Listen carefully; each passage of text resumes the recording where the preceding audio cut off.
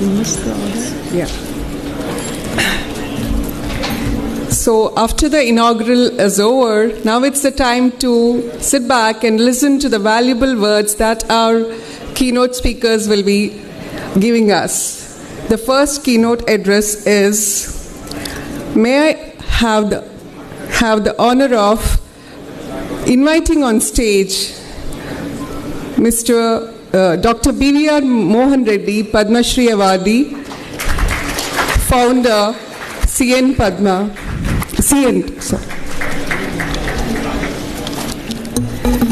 And before he starts the address, I would like to introduce our honorable speaker to you.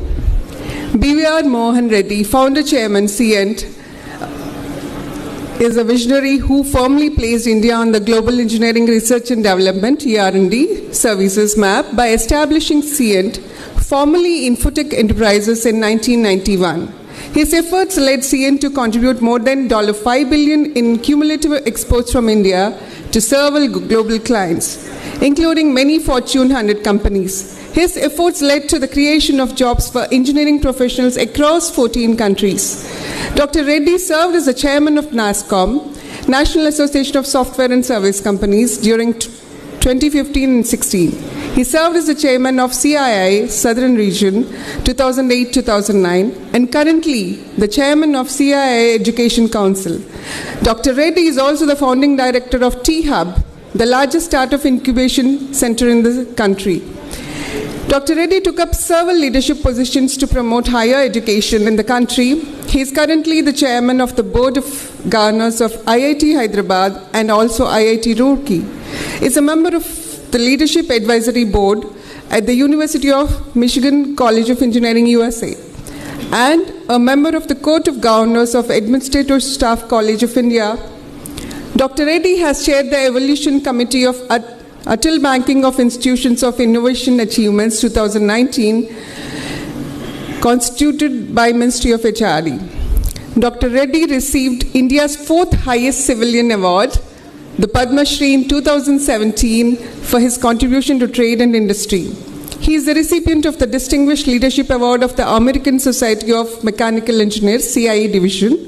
He was conferred Lifetime Achievement Awards from Hyderabad Management Association, HMA, Hyderabad Software Enterprises Association, HIC, and the Center for Organization Development, COD.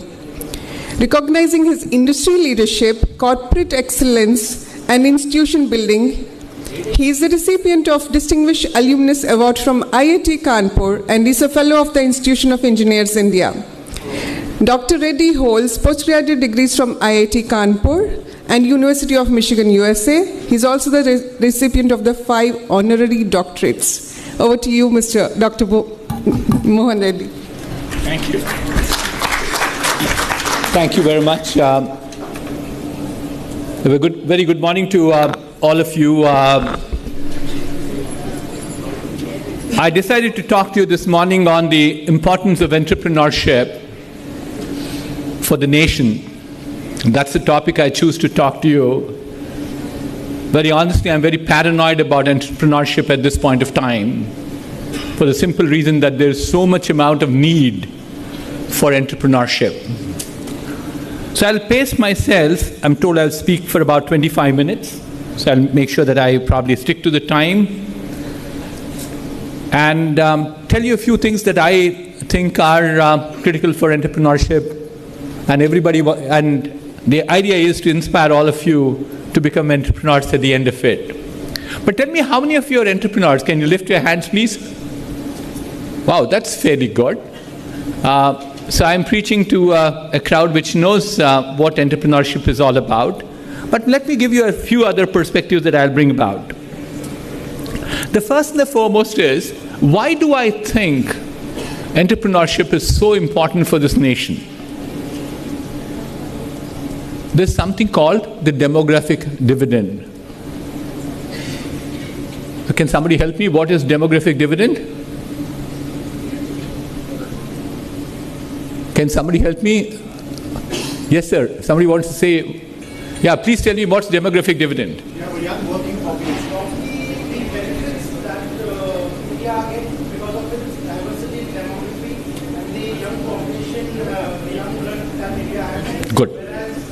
Thank you. So we got the answer almost there.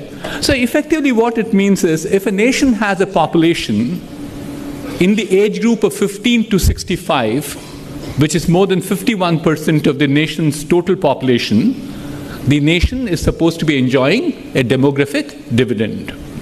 What does it mean? It means that there is young population, which makes the nation more productive. It helps build the economy. And certainly, it is not feeding too many mouths who are not working.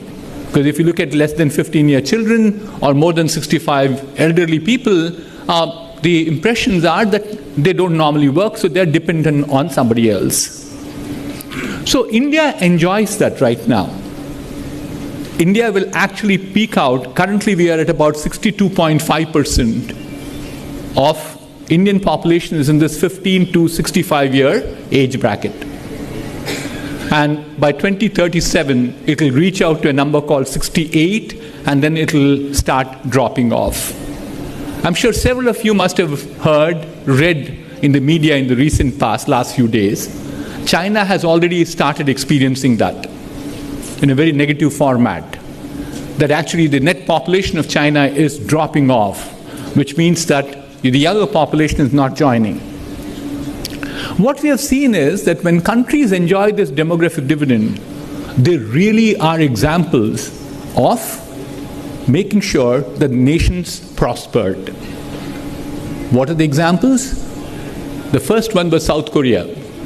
The second is Japan. And the third is China. So India also has the same situation of saying we can prosper if we can certainly make use of this God-sent gift of demographic dividend. But here comes a catch associated with it. What's the catch associated with it is, as a result of this young population, every month, 1 million people are seeking jobs in India. Or approximately, for every year, there are 10 million people seeking jobs. And as I said, we have this demographic dividend being enjoyed for several more years, which effectively means that for next 10 years, we have to create 100 million jobs. And what we have seen all around the world is that typically old companies do not create jobs as many as new companies do, as what they call them as net new job creation. 60% of net new jobs that are created in any country are by small or startups, small and medium enterprises. So therefore, there is enormous amount of need for this nation to create jobs. Having said that, if you say create jobs, what's the opportunity thereafter? We spent considerable amount of time this morning on the play of technology.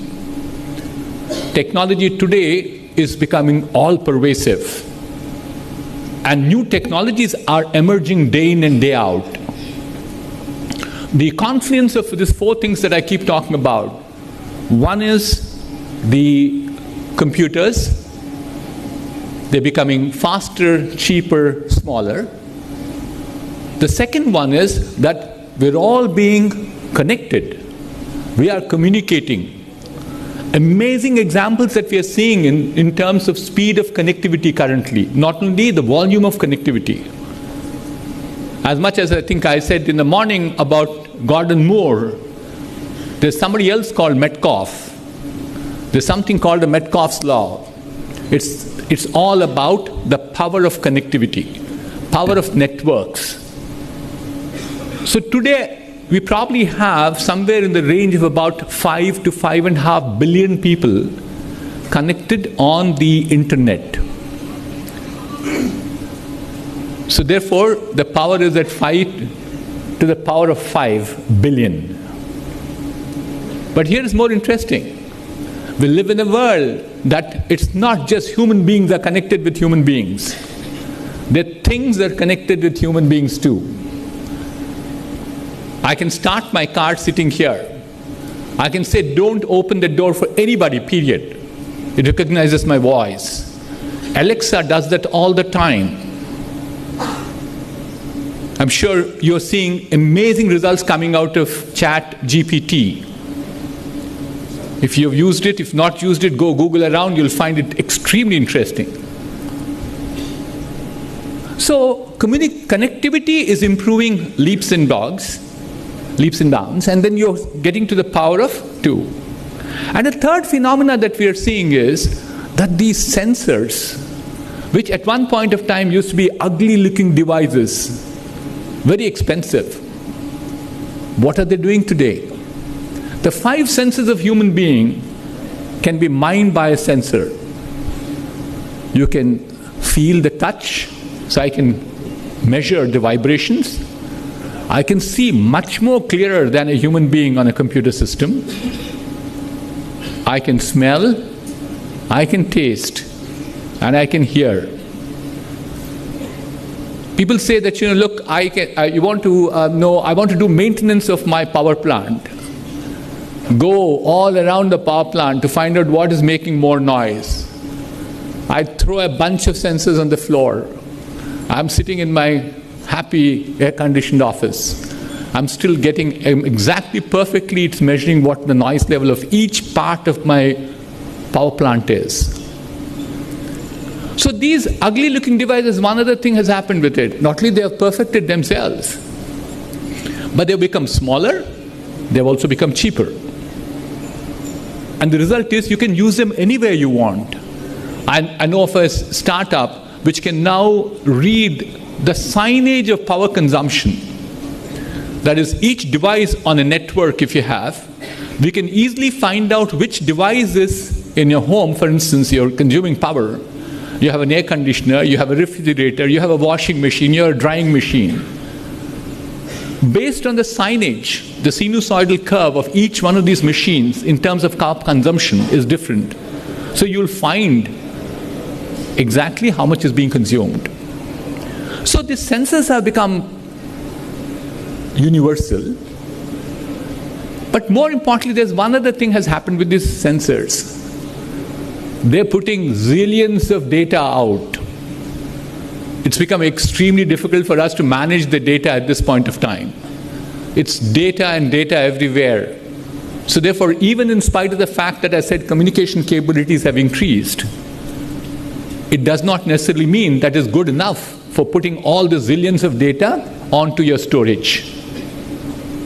So there are new opportunities like edge computing. I want to process the data right on the edge. So sensor has now computing built into it. So it decides which one to send, which one not to send, how frequently it has to be sent. And this data is becoming something which is more interesting. And on the data, you apply algorithms, and that is nothing but AI. On the data, you start learning, that becomes machine language. The data, you mime it thereafter, it becomes AR, VR, mixed reality, and so on and so forth. So it's the combination of these 4 forces: computing, communication, sensors, algorithms, are making this whole world so different. But come back to my entrepreneur. It provides him abundant number of opportunities. I wish I was born now. I seriously say that. Because the opportunities are so many compared to what we struggled as entrepreneurs in the past. So therefore, the first and the foremost is, why do I want you to become entrepreneurs? The opportunities are plenty. The second one is that the ease of doing business in this nation has dramatically improved leaps and bounds. The very interesting example I keep talking about, I thought I'll probably talk in the evening, but I'll talk about it now. And that is all about, in 1990, around the time when I decided to become an entrepreneur, that's when I became an entrepreneur. I'm about 30-year-old entrepreneur I am. We used to go to Delhi for getting our licenses done. So you wanted to import anything, it's not like what we do today. It can't, I'm sure everybody does this, but I get very fascinated where I can actually order imported goods on Amazon these days on an Indian rupee value. Only thing is that tick mark saying that if there is a change in customs duty, I'll pay for it. And they don't deliver it to me. Compared to that, for everything, literally everything, there used to be one silly list called OGL, Open General License. Otherwise, for everything, we went to Delhi for getting a license. And there used to be a department called DGTD, Director General of Technology Development. Neither they knew what was technology, nor were they doing development. Here is more interesting stuff. There used to be 2 chairs outside the office of this Director General. One chair used to have 4 legs. Other chair used to have 3 legs. So you can understand how difficult it is to sit on a 3-leg chair, all right, because that was only available to you. The other chair was reserved for the peon of the office. The peon used to sit there. And what used to be more difficult thereafter, not demeaning the gentleman who I'm referring to at this point of time, is a peon of the office, they all smoke something called the BD. And how many of you are familiar with this word called BD? BD is nothing but tendu leaf rolled up, and they smoke it. It's a cigarette. And I used to joke with people that people write saying that smoking is injurious to health. Cigarette smoking is injurious to health. I will say cigarette smoking is injurious to health in the long term, whereas BD smoking is injurious to health immediately, because the smell used to be so nauseating, you could throw up immediately. That was the life we led as entrepreneurs. We went to Delhi to get our licenses. Compared to what it is today, ease of doing business has improved year after year. I work with a number of government institutions, including STPI. And STPI, when I was the ICA president for the longest term, 6 years I served as the Hyderabad Software Exporters Association president. Unwritten law between me and Mr. J. Chowdhury, the director, was any document I sent to him or my members sent to him, in 48 hours we should get a reply back. Otherwise we take it as it's approved. And he agreed. So therefore, the ease of doing business at this point of time, and look at the type of incentives that you have. Plenty of them. There are some quicks here and there. And the third, therefore, it's an opportunity which is there for entrepreneurs. And the third one is that there is certainly an opportunity in India at this point of time. People like me, I keep saying that I tried to do Indian business. I burned my fingers, my hands. It started burning my body. I gave up, saying that no, this is not worthwhile. In a single quarter, trust me, I wrote off 25 crores for a contract I did for Karnataka government, called UPOR, Urban Property Ownership Records. Payments won't come. The scope creep would happen and so on and so forth.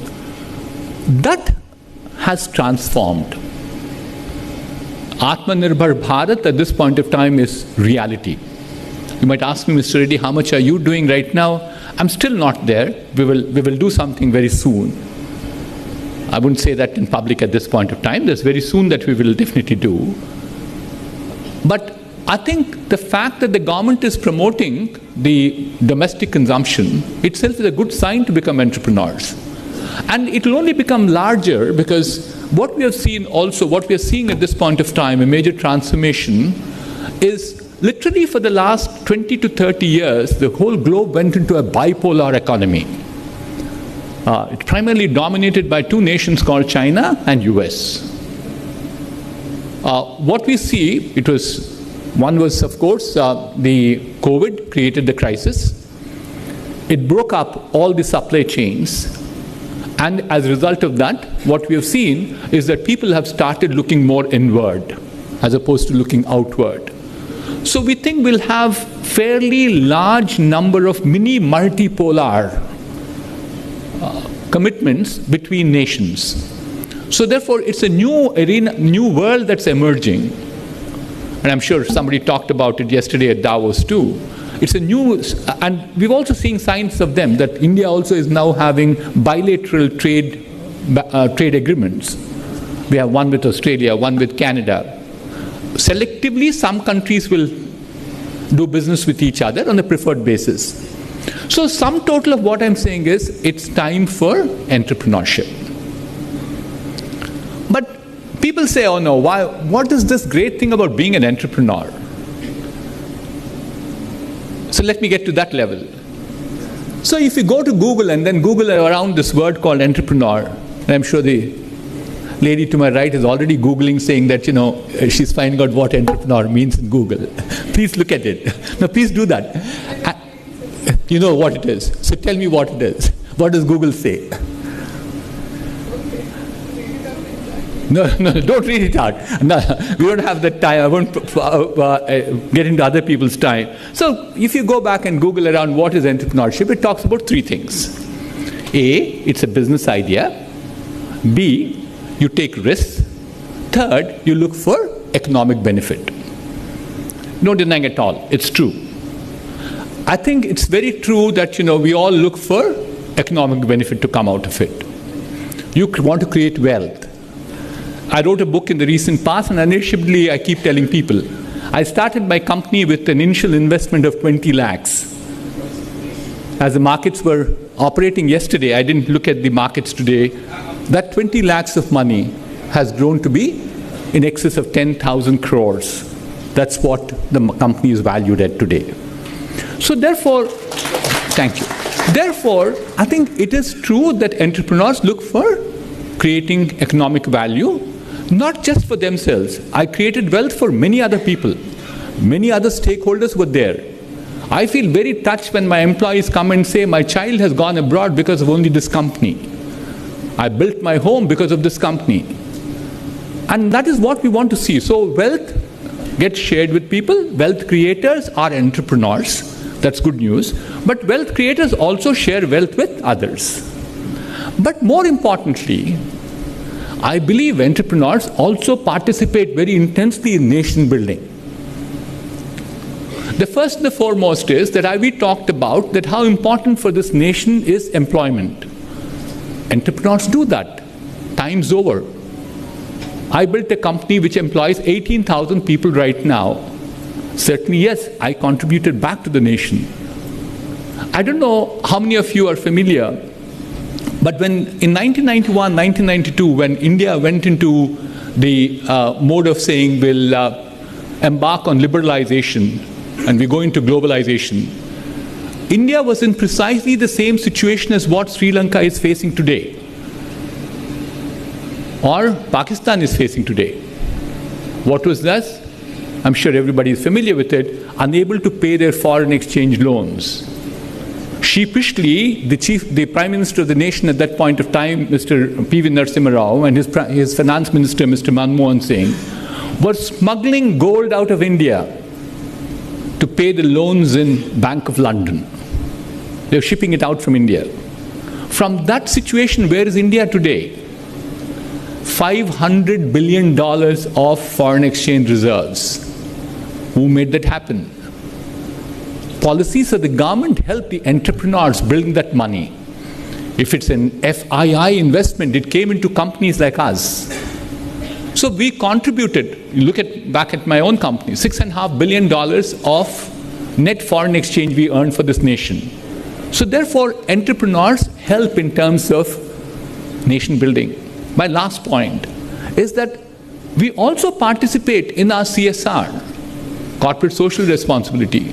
We make sure that, the wealth, we talked about wealth sharing. I keep talking about 4 stakeholders who build companies. Who are the 4 stakeholders? Investors, customers, employees, and the 4th? Society. Thank you, sir. Society helps build the companies. And I keep saying that I stand on top of 4 pillars, and even if one of the 4 pillars become weak, I am unstable on the top. So what do companies do therefore? Take care of all the stakeholders. Be equitable to all the stakeholders. We spend 2% of our profits as corporate social responsibility. We help 10,000 children in government schools at this point of time to get better education. We help 20,000 adults and getting educated in digital literacy. We have an urban micro-skilling center which is turning out 1,000 people a year in terms of employability. This is corporate world. This is the contribution of an entrepreneur. So therefore, it is actually entrepreneurship is much beyond just saying wealth creation for yourself. No, wealth creation, wealth sharing, nation building, job creation, foreign exchange creation, social responsibility. So therefore, entrepreneurship is something which I think, to me, is very holy to me, because it made a lot of difference to my life. Several times I used to ask myself, what's the purpose of my life? And that's what I think we should say. And purpose of life does not necessarily mean you only have to become an entrepreneur. You can become a good teacher, you can become a politician, so long as you contribute to the society. You can become a good scientist. You can become a movie actor. You know, whatever calling is. But I think the key thing is you need to make sure you contribute back for what you are here. You need to be known for what we're doing. So today, the Indian environment, my last part on entrepreneurship, is that there are lots of incentives that the government provides in making sure the startups happen. So it's a question of you having a good idea, iterating it enough times to make sure that it becomes unique, make sure you have a large addressable market, build a nice team, go and get it properly funded. So a combination of these are not difficult things to happen. Nothing is difficult to me, because it is all dependent on one thing, is the belief in yourself. And does that come from a school? Does it come from a teacher? No. It comes from within. If you have a belief that I can do it, you will do it. And today the environment is so good, I think every one of you can turn out to be an entrepreneur. Hopefully I convince some of you to become entrepreneurs. Thank you.